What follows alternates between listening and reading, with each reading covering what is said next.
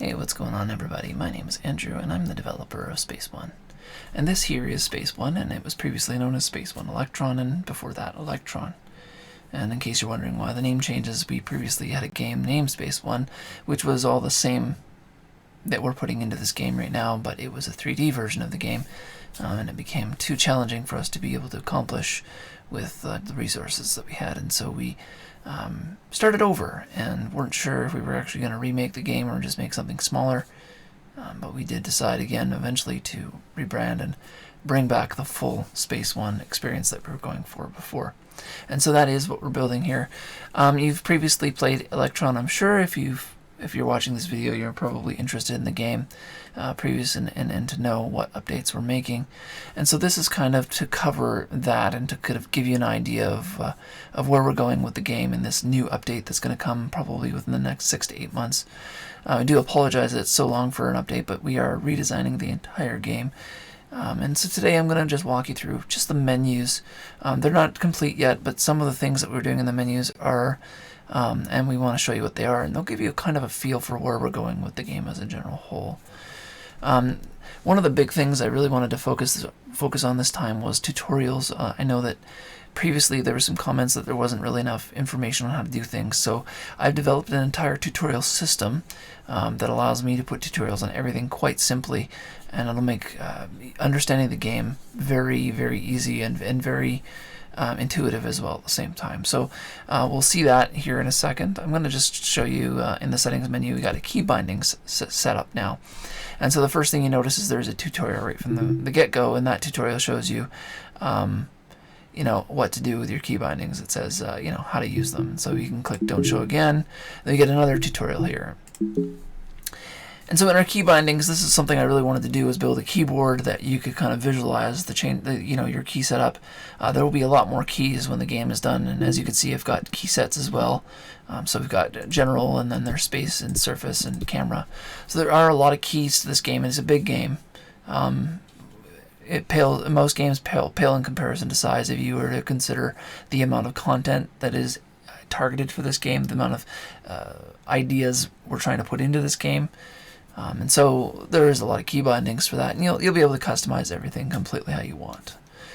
Right, and so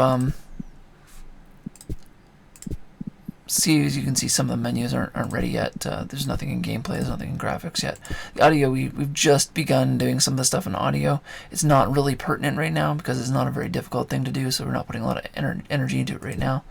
But one of the things we have been putting a lot of energy into is into our character designer, and this is the first menu you're really going to care about.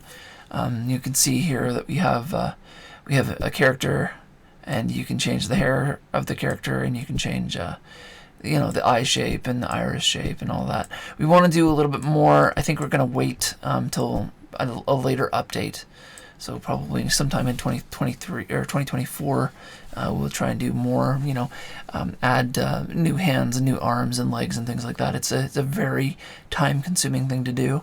It can take a day just to make a few character shapes, so and to do them properly and integrate everything. So it's a big task. But one of the things I wanted to make sure that was ready for this was the speech engine, and that required a good character to be developed. So I spent the time making the character and doing it in a way that made it usable for the new update and fully ready for the new update. So as you can see, you come in with your character, you change his skin or whatever, and it updates directly, and that'll be your character throughout the game. Later on, the objective is, of course, to have we want to have, the armor is going to be changed directly, and pants and so on, and boots. You'll be able to change all of that, and you'll see it reflected in your character in-game, in your character menu in-game. And then another thing too is we are adding a health system. It was something that was always a big thing of mine. When I play games, I like the idea of taking control over your health. If there's something wrong with you, to really fix it. And one of the things also that I really like is not grinding. Instead of grinding, doing something that's fun, that takes up time, and then make the rest of the game not as difficult. In a way that the grinding is compensated for by other activities that are going on. It's hard to explain, but it'll make sense later on when you play the game. So, for example, if you get in combat as a player, and you get an injury, there'll be a specific injury. Maybe your arm will be injured, or your leg will be injured, or your foot. You'll have a cut, or you'll have, severed finger, or whatever. You'll be able to see the injury in a different menu than this, not this one, but you'll be able to see the injury on the body, and then you'll be able to use certain skills to go in and make that injury go away, or to fix that injury.